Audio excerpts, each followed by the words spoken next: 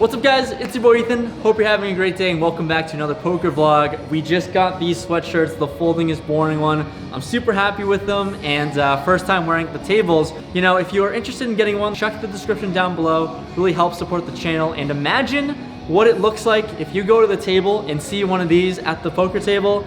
You've got to think it's a really good game. Anyways, we're back at Boston Billiard. It's going to be probably our last session before we head out to Vegas and make our trip there. So be on the lookout for those Vegas videos. That'll be a good time, and we'll see how today goes. We're gonna play some Hold'em, no PLO today, and see how it goes. So let's get into the action and hopefully enjoy the video.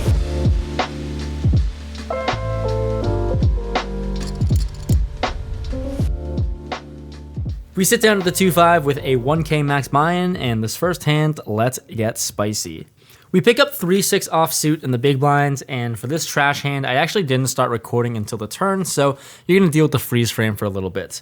There's a button limp and action folds to me. On the big blind, I'm gonna check my option, and we're gonna go to a flop. Flop comes 7, deuce, 4, rainbow. I check here out of position with 6 high, and he checks it back. Well, we're going to a turn which comes the bink 5. Yeah, we have a straight now. And I decided to throw out a bet of $10 here in this small pot. And he actually does something very surprising.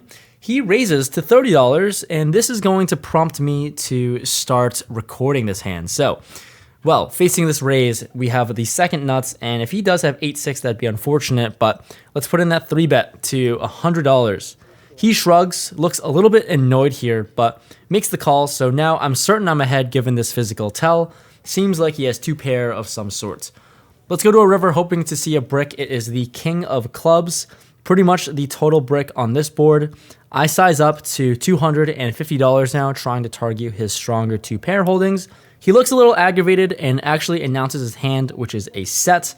Now I'm praying for him to call. He's saying a lot of stuff, how he really can't fold in this spot. So after a little bit of thinking, he throws some chips in, and we show our hand 3-6 offsuit and take down this pot to start the day. Very nice to get the day going with some trash hands. Hand after that, we pick up 5-6 of hearts in the small blind. There's an undergun limp and a hijack raised to $15. Next to act in the cutoff calls for 15, and now on to me. I usually don't love or recommend 3-betting out of position in the small blind here, especially with some very trash wonky hands like this, but it seems like the hijack has a fairly weak hand, only raising to $15 over a limper. Not sure how much he's paying attention to his sizing, but that's what I got so far, so that prompted me to size up and 3-bet to $75, trying to isolate and play this heads up, or maybe we can just take the pot down pre-flop. Nope, as the limper does fold, but the hijack and cutoff player both call.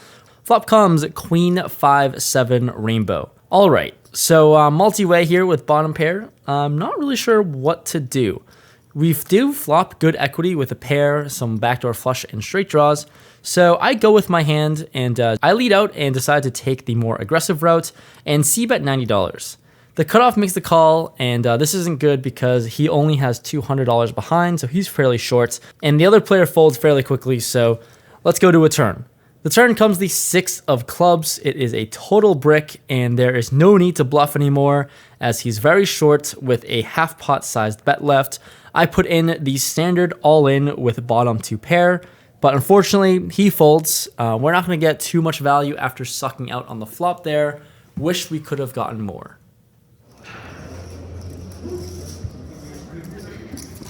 All right, this next hand we go. We pick up Jack 10 of spades in the cutoff, and I'm going to open this up to $20. And our $20 open doesn't last too long as the button 3-bets to 60. He's a very solid player and doesn't have to have a nutted 3-betting range. But what's interesting is that the small blind cold calls the $60 3-bets. Action folds to me, and obviously with a very playable hand, 4-betting is too much of an overplay. We call as well, but very curious as to what the small blind is cold calling 3-bets with. Let's go to a flop, which comes Jack 4-4, 2 diamonds, and a club.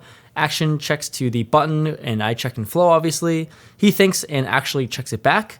3 ways to the turn, which comes the ace of clubs.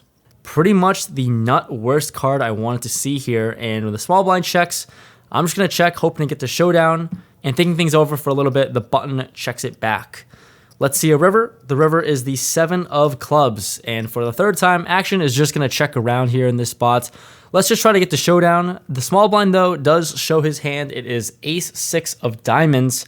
He's going to take this pot down. Really good flop for him, and just got better on the turn, and he's going to win.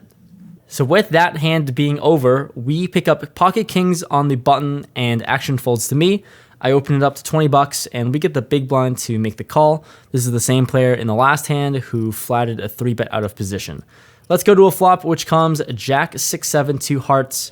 He checks to us, and with our overpair, it's an easy spot to c-bet, so I just sized to 25 bucks. Now, the big blind check raises to a small sizing of $50. Once again, facing a min click, it's really a spot that I'm not too familiar with, so not entirely sure what's going on, but maybe we can get some info if we were to 3-bet. Maybe we get some value against Jack X or some sort of flush draw. So I put in a 3-bet to $150, 3xing this. Now he doesn't think too long and rips it all in for $414 total. And this is just exactly not what I wanted to see. When I 3-bet here, it was definitely for information, and when I face this 4-bet jam, it seems like a spot where I've just got to fold. And I did have every intention of folding here, going with the plan here, but I am technically getting a decent, reasonable price to call, $264 to win about $600. Thinking things over in my head, and I actually end up just letting it go. We fold pocket kings here, show him, and he tells us he had 6-7 for bottom 2 pair. So nice hand, sir. Yeah, you didn't get the fishy call out of me this time, but sometimes you will. In this next spot, we're in the hijack with a button straddle, and we look down at a jack 9 of spades. There's a small blind who limps for 10 bucks, and that's too small for us. We raise it up to 50. The button straddler cold calls or makes the call for this $50, and the small blind actually folds, so I guess we're going to go heads up out of position. Flop comes queen 10-7, 2 hearts. I'm first to act here, and with our open-ended straight draw, I c-bet $60, and the button makes the call. The turn comes the 8 of diamonds. Perfect. We've drilled the nuts, and I definitely want to get paid more, so we fire another bet of 130. Sadly, he is going to snap fold this one, and we're just going to have to get away from this one making the minimum. In this next spot with King Jack off in the hijack, or some would call it Jack King off, shout out to Greg Goes All In, because that's just an amazing channel if you haven't checked it out already. He makes some good stuff. I shove my nuts into the old man's coffee and he snaps. I show him my nuts, his nuts bust, and we take this down. Nice to suck out on his nuts there on that wet river, making my straight. It just goes to show that it really pays off to be aggressively straight in poker. Anyways, the button straddle is on, and we have the big blind limp, and now onto me. Like I said before, this $10 limp is just too small, so we raise things up to $50. The button makes the call with about $400 in a stack, and the big blind, now he just limp folds. Not sure what he's limping for, but let's go to a flop. The flop comes 3, 4, 7, all diamonds. Here, not a single diamond in my hand. I am going to check, and surprisingly, he checks it back. The turn comes the 4 of clubs. And here, I decided to delay c-bet $30, and there's definitely merit to this because I'm thinking king high has some showdown, and we could be good here, and potentially can just get value from worse diamonds. He does call for 30, and let's go to a river. The river is the 10 of spades. Not the best river in the world, but it's fine. I just check this, and he checks it back. I show my king high, expecting to be good here a decent amount of the time, but in this instance, no good as he has ace 8 for ace high. Next hand's a fun one with pocket 5s in the small blind. Action folds to the button, who opens it up to $30. This is really large sizing and out of position. I'm just going to make the call and see a flop, I guess. Let's go to a flop, which comes king 3-5, 2 spades. Perfect with middle set here, very ideal. Even better when I check, he c-bets $65. I'm out of position, and I'm just praying he's got a big monster hand like ace-king or committed to his hand somehow. Definitely want to build a much larger pot now and protect from draws. So I size up to $250, but he snap folds, so I guess he was just betting with air and raising with air. Not sure what's going on, but I guess we take down 90 bucks. Following a flopping middle set, we look down at ace 4 of clubs in the big blind playing 5-handed. Well, all 4 players limp to me as it seems like they're trying to build a friendly family pot here, or bomb pot, But we're not going to do this with this hand. We're going to try to raise it up and isolate. So I size up to $40, and I guess I just didn't get the memo as we were playing bomb pots. All players call, not ideal with this holding. We're going to a flop, which comes king, queen, 8, 2 diamonds. This is definitely not the board for us, so when action checks to me, I check, and surprisingly, action checks around. So we're still going to go 5 ways to a turn. The turn comes a deuce. Small blind to my right throws out a bet of $100. I am easily out of here and snap fold. All the other players fold as well, and this small blind player takes down the pot 5 ways. Let's go to the last notable hand of the night. This one I can't justify. King, queen offsuit on the button playing 5-handed. Action folds to me, and I open things up to $15. We get the big blind to call. Flop comes ace, jack, deuce, rainbow. He checks to us, and given ace high boards, we're just going to c-bet this one as we do have the stronger aces in range. I've only bet out a small amount of $15, and he does make the call for 15.